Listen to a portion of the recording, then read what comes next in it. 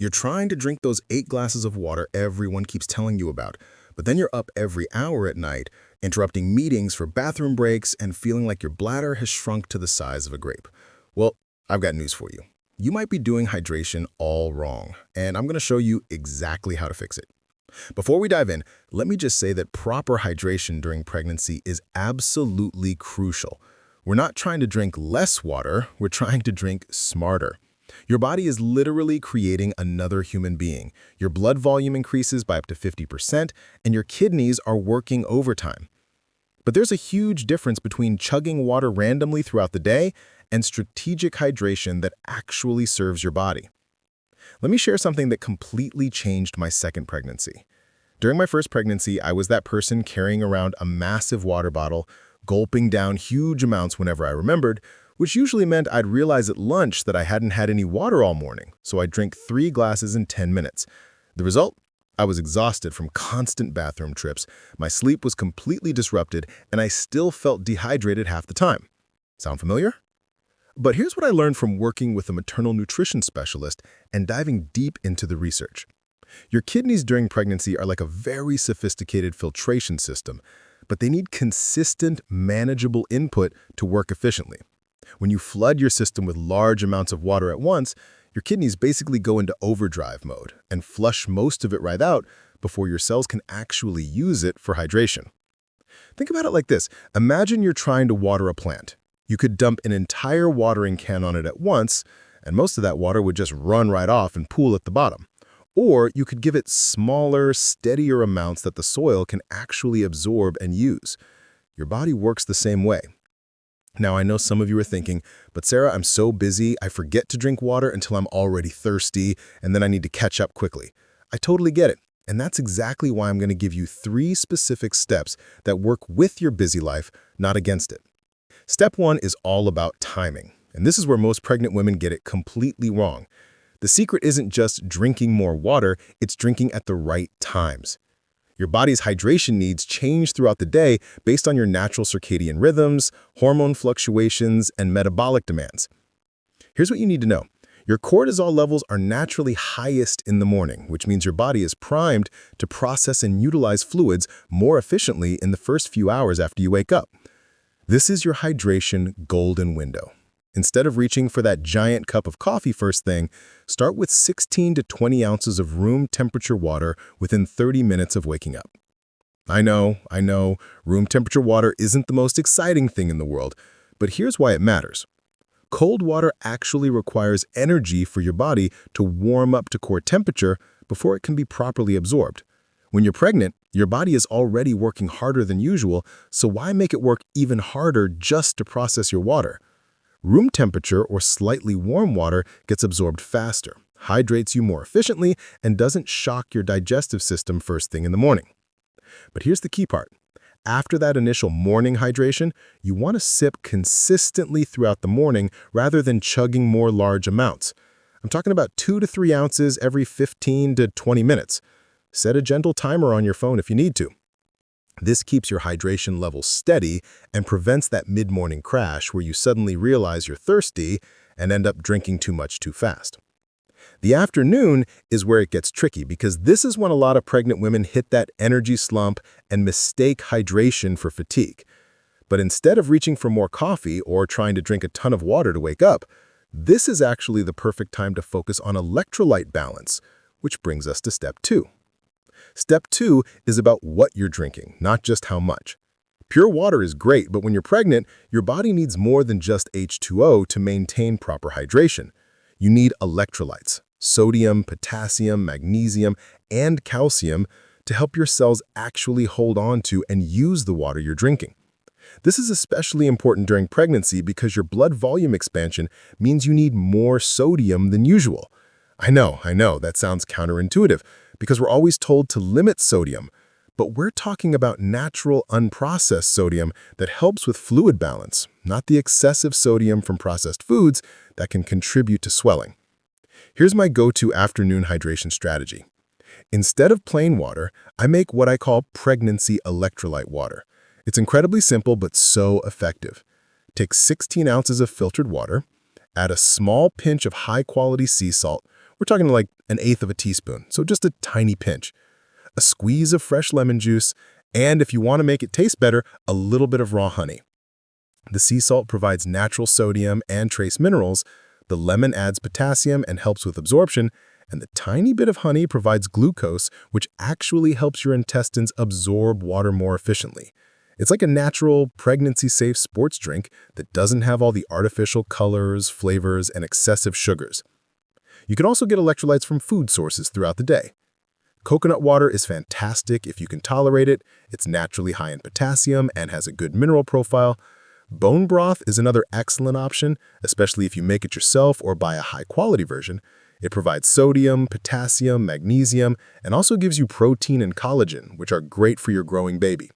Cucumber water is refreshing and provides natural electrolytes plus silica, which is great for your skin elasticity as your belly grows.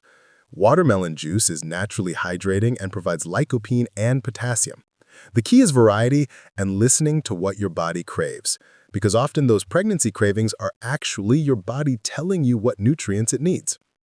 Now, step 3 is the game changer that most people never talk about.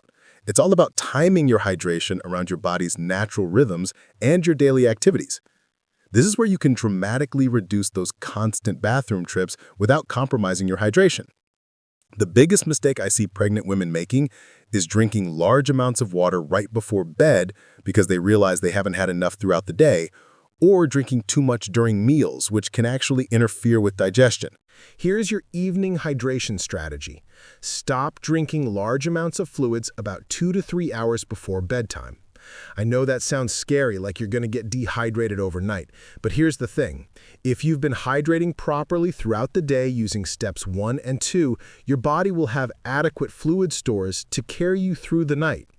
But you're not cutting off fluids completely.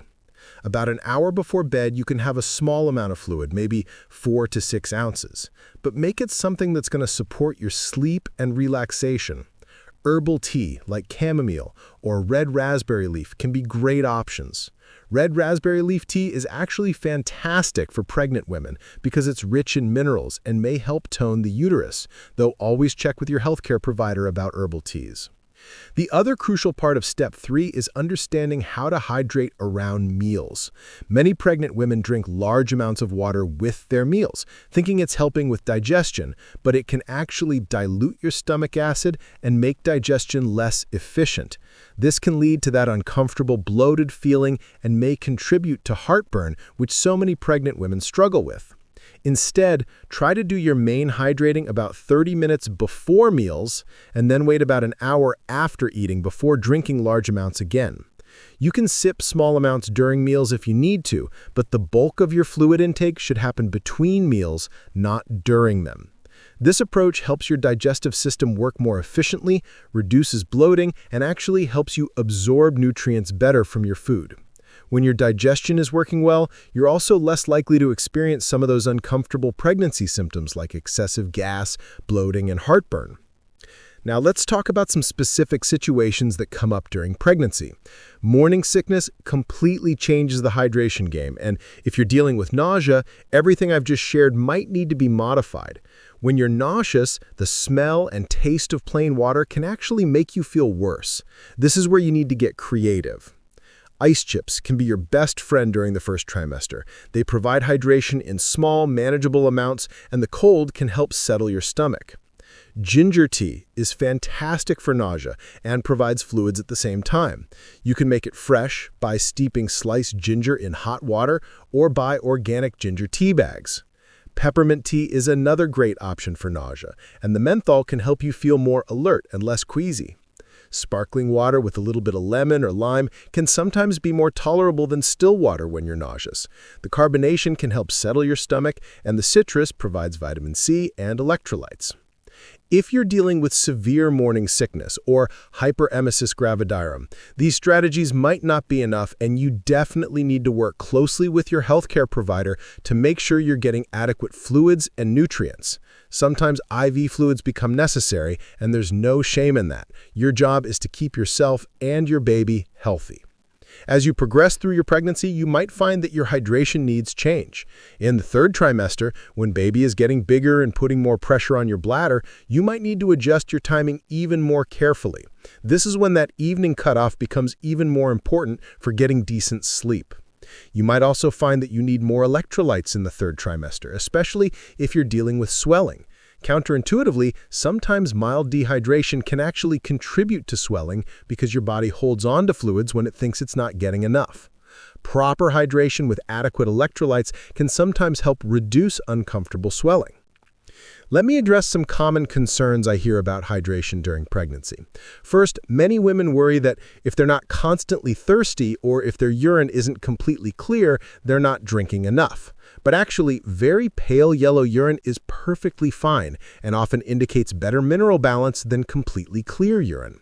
Thirst isn't always a reliable indicator during pregnancy because hormonal changes can affect your thirst mechanism. This is why the consistent sipping approach works better than waiting until you feel thirsty. Some women also worry about drinking too much water and diluting their blood sodium levels, which is a real condition called hyponatremia. This is actually more likely to happen if you're drinking large amounts of plain water without electrolytes, which is another reason why step 2 is so important. The bottom line is that hydration during pregnancy isn't just about quantity, it's about quality, timing, and listening to your body's cues. Every woman is different, every pregnancy is different, and what works perfectly for one person might need to be adjusted for another. I want to emphasize that these strategies should complement, not replace, guidance from your healthcare provider. If you have any medical conditions, complications, or concerns about your hydration status, always check with your doctor or midwife first. But for most healthy pregnant women, these 3 steps can make a huge difference in how you feel day to day. Better hydration means more energy, clearer thinking, better digestion, potentially less morning sickness, and definitely fewer middle-of-the-night bathroom trips. I hope this helps you feel more confident about managing your hydration during this amazing time in your life. If you found this useful, please give it a thumbs up and let me know in the comments what your biggest hydration challenge has been during pregnancy. I love hearing from you and it helps me create more content that actually addresses what you're going through.